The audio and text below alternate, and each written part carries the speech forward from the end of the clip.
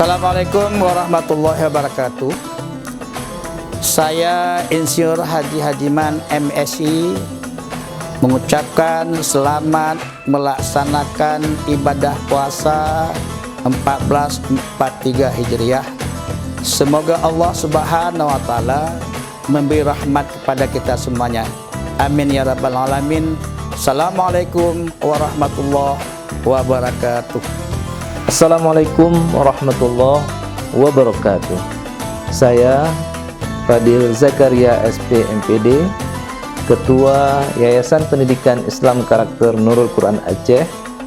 Dengan ini mewakili seluruh pengurus yayasan dan seluruh keluarga besar Nurul Quran mengucapkan selamat menunaikan ibadah puasa Ramadan 1443 Hijriah atau bertepatan dengan tahun 2022 Miladiah.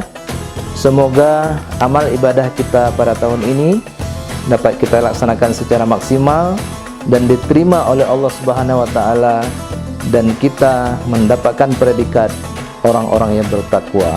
Amin ya rabbal alamin. Wabillahi taufiq wal hidayah. Wassalamualaikum warahmatullahi wabarakatuh.